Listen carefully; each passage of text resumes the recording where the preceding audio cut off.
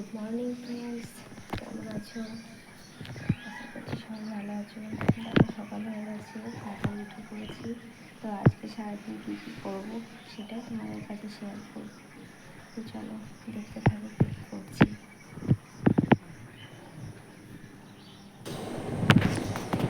দেখো আজকে একটা নতুন ভিডিও তোমাদের কাছে শেয়ার করছি। তো সকালে যেটা নিয়ম হচ্ছে আমাদের, মানে কাপড় কেচে নিচে আসতে হয়, আমাদের এখানকার এটা রীতি। মা বাসি কাজ করে, তো আমরা কাপড় কেচে আর কি বিভিন্ন কাজ থাকে, যেমন এই যে ঠাকুর ঘর মোছা সেগুলো করি, তারপরে মেয়েকে খেতে দেওয়া, চা করা, এগুলো তো রয়েছেই, এইগুলো করা হয়। তো দেখো এখানে ঠাকুর ঘরটা আমি মুছে নেব।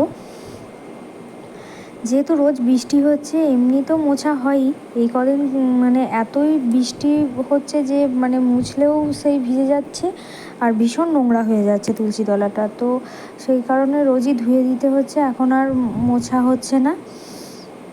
সেই কারণে এখন জল নিয়ে আমি পুরো তুলসী তলাটা ভালো করে ধুয়ে নেব, ঠাকুর দালানটা ধোয়ার পর তারপরে আমি বাদবাকি কাজ করব।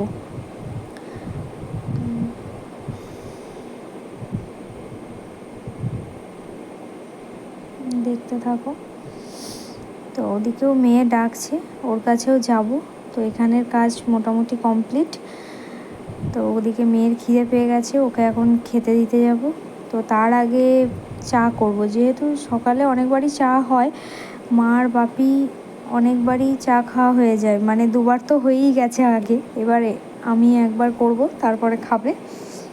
তো তারপরে মেয়েকে খেতে দেবো, ও পড়তে বসেছে, ও ভীষণই চাপ বলতে পারো, মানে সকাল থেকে উঠে একটু রেস্ট পায় না, মানে স্কুল থাকে, পড়া থাকে, আর বিভিন্ন রকম, মানে ওকে যেমন ক্যারাটে শেখে, আঁকা শেখে, এইসব তো থাকেই, তো রেস্ট একদম হয় না। তো ওকে খেতে দিয়ে দিচ্ছি। দেখো এখানে মুড়ি দিয়েছি, ও দুধ কলা দিয়ে মুড়ি খেতে ভীষণ ভালোবাসে, তো ওকে সেই মুড়িটা মেখে দেবো, ও খেয়ে আবার পড়তে বসবে। এখনও ছোটো মেয়ে ঘুমোচ্ছে। ওদিকের কাজ খানিকটা কমপ্লিট হয়েছে, এখনও কিছুটা বাকি আছে। তো দেখো মেয়ে এখনও ঘুমোচ্ছে, ও উঠে পড়লে আর কোনো কাজ হবে না। এবার ও যতক্ষণ ঘুমোয় ততক্ষণের মধ্যে আমাকে কাজ কমপ্লিট করে নিতে হবে। দেখো রান্নাঘরে চলে এসেছি, ওর খাবার করব।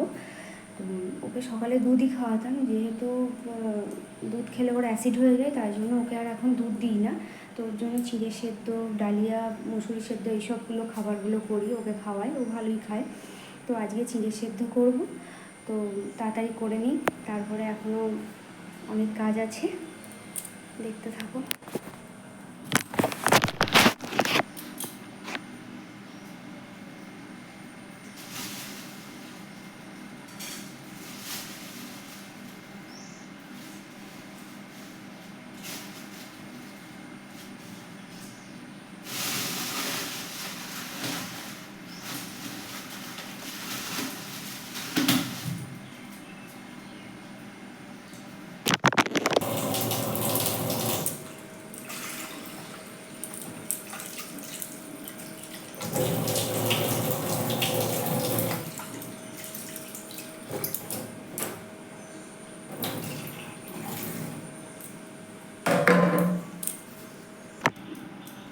চিড়ে ধোয়া হয়ে গেছে, এবার ওকে বসিয়ে দেবো।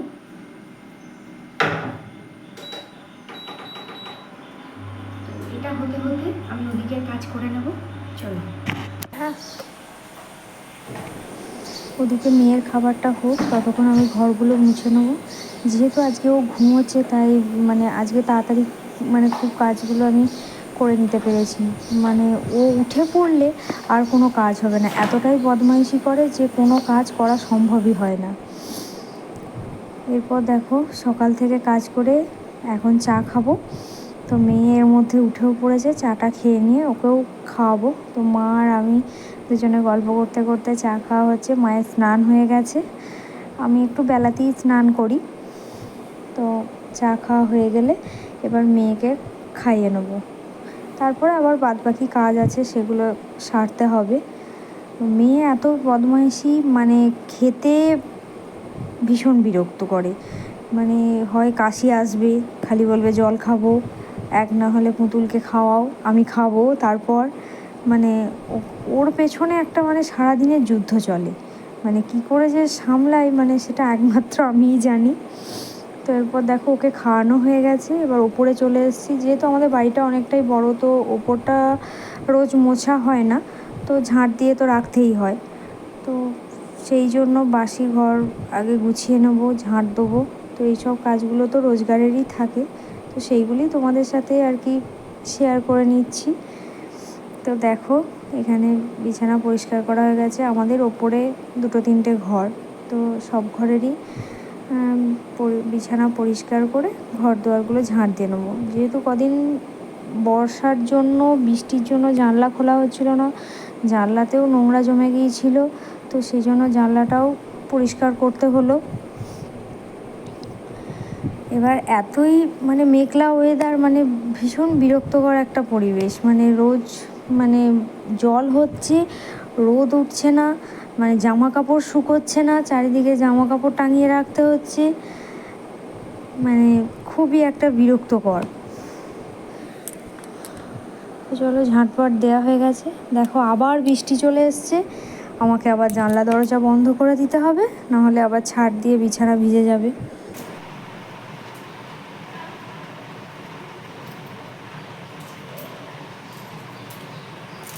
দেখো স্নান করে নিয়েছি, বাদ বাকি সমস্ত কাজ এতক্ষণে কমপ্লিট হলো। তো স্নান হয়ে গেছে, এবার পুজো করবো। পুজোটা মাই করতো, আসলে মায়ের পায়ে খুবই ব্যথা, তাই মা পুজো করতে পারে না। তো আমি করবো পুজো, তারপরে আবার রান্না বাড়া আছে। চলো, এখনও অনেকগুলো কাচাকুচি করেছি, সেগুলো ছাদে মেলতে যাবো। যেহেতু রোদ বেরিয়েছে, এখন তো বৃষ্টির ওয়েদার, ভীষণ বৃষ্টি হচ্ছে, রোদ তো উঠছেই না কদিন।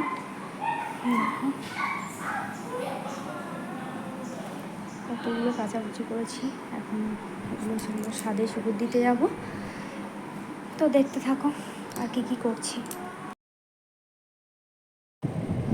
দেখো জামা কাপড় ছাদে মেলতে চলে এসেছি। যেহেতু কদিন বৃষ্টি হচ্ছিলো, আজকে তবুও একটু রোদ উঠলো সকালে, কিন্তু সেই একই আর কি, একটু করে রোদ উঠছে আবার মেঘলা হয়ে যাচ্ছে, তাই জামা কাপড় কিছুতেই শুকোতে পারছি না। এক ছাদ আজকে কাচাকুচি হয়েছে। তো দেখো তারপরে পুজো করতে চলে এসেছি এখানে। যেহেতু আমাদের বাড়িতে গোপাল আছে, তো ওকে পুজো করা হয় রোজ, মানে ওকে স্নান করানো, জামা পরানো, এগুলো তো থাকেই। মানে গোপালটা আমার পিসশাশুড়ি মানে আমার মেয়েকে দিয়েছিল। তো ও তো প্রথম পুজো করতো, কিন্তু এখন যেহেতু ওর চাপ এতটাই বেড়ে গেছে, মানে ও সময়ই পায় না। মানে ও যে একটুখানি গোপালকে সেবা করবে বা কিছু করবে, মানে ওর পক্ষে আর হয়ে ওঠে না। তো আমি আর মা মিলেই করি। এবার মায়ের যেহেতু পায়ে ব্যথা কদিন, মা এবার ওপরে উঠতে পারছে না, এবার ওপরের যাবতীয় কাজ এবার আমিই করছি, না হলে মা পুজোটা করতো।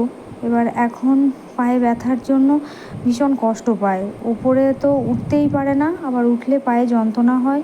সেই জন্য পুজো আর্চা এগুলো আমি করি, মা ওদিকে রান্নার জোগাড় করছে। এবার আমি গিয়ে ওখানে আবার রান্নাটা করব।